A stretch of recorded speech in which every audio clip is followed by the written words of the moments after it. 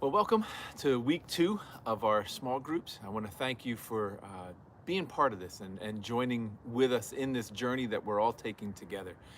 From what I've heard, the small groups have been going really, really well, that you guys are really, truly getting to know each other, getting deeper into relationship with one another, but more importantly, you're getting a deeper relationship with God. And what we've been talking about last week and what we're going to continue to talk about is being a disciple of Christ. Being a disciple, one we've defined last week, is one who has a passion for God that leads to a compassion for others.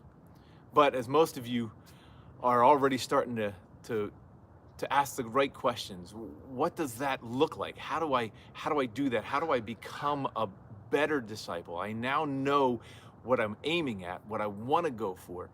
So what does that look like? Well, I'm here in the stands over at Gabriel Park as a little sermon illustration, because a lot of times when we are disciples, or how we view ourselves as disciples, are people who sit in the stands. My favorite thing is my son Isaiah watching a baseball game, watching a basketball game. I was with him at a basketball game at Pilgrim the other day, and there's this one thing about him. He loves sports. He loves to watch sports and all of that, but the same thing happens every time.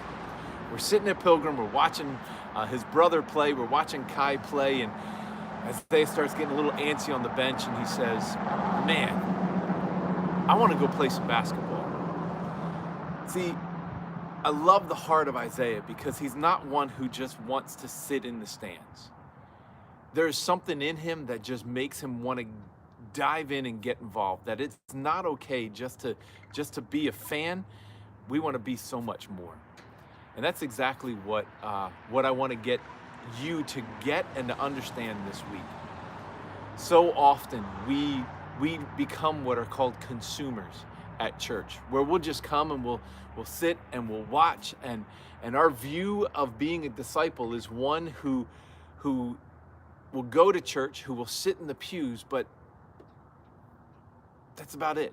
We're kind of a spectator in our relationship with Christ. We're a spectator in our discipleship walk, and discipleship doesn't work that way. In James chapter 1, it says this: "Do not merely listen to the word, and so deceive yourselves." See, so you hear that? He's saying if you just sit there and just listen to the word, you can deceive yourself. You can deceive yourself into believing that this is what it means to be a disciple. To sit here and have everybody else, have the pastor do his homework and give me the word, and then for somebody else to come up and to lead worship and to let me sing a song. I feel good and I leave. There's a lot more to it than that. The rest of the verse says, "So do not merely listen to the word." We are to listen to the word, but that just doing that deceives ourselves into believing that that's what we can do. He says, do it. Do what it says.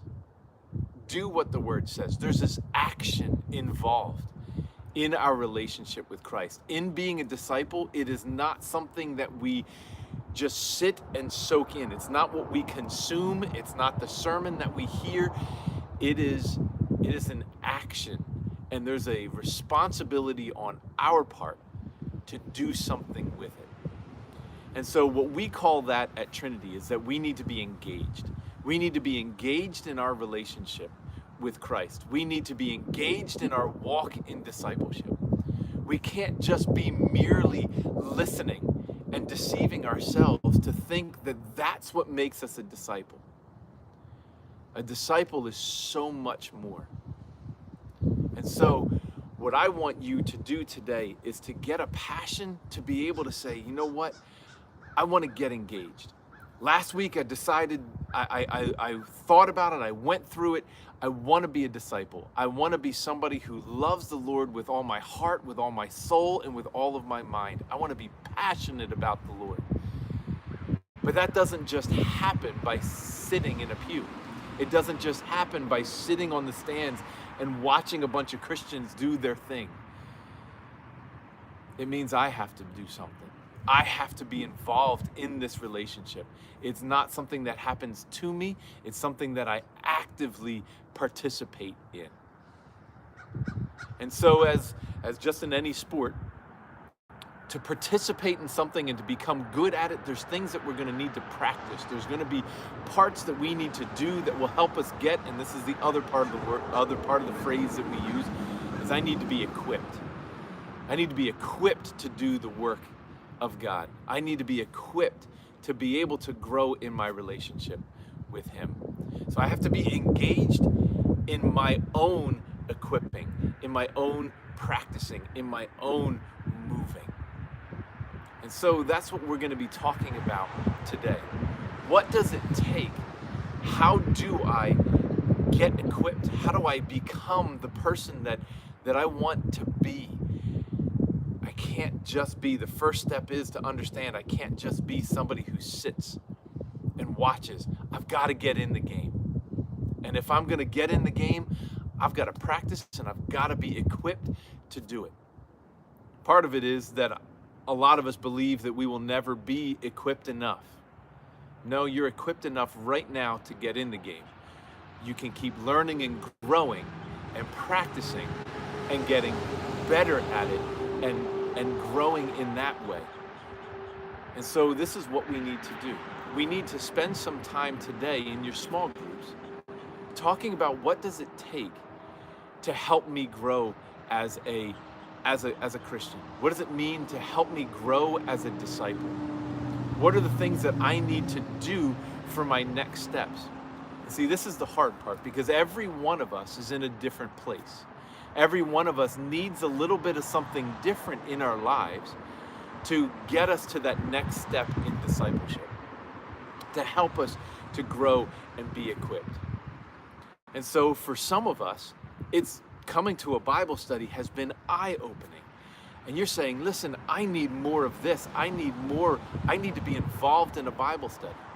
And for you, that may be your action step, your spiritual growth plan at the end of this week.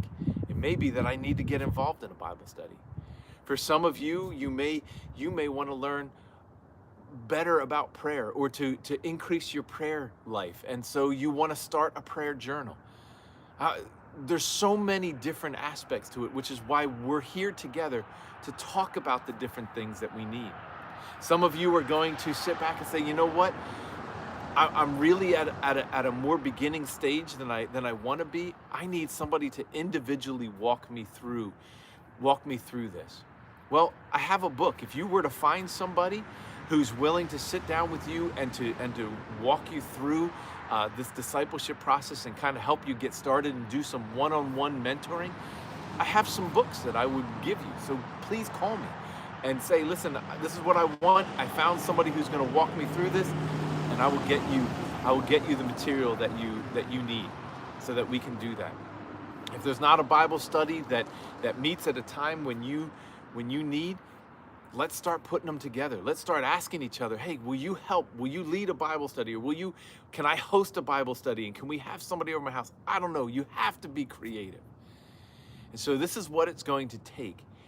And this is what I'm asking you to do at the end of this week, is to sit down with each other, be open and honest with each other as to where you are and what you need to no longer just be one who sits in the stands, to no longer just be a spectator, but it's time to be a participant in my discipleship process, in my ability to be a disciple of Christ.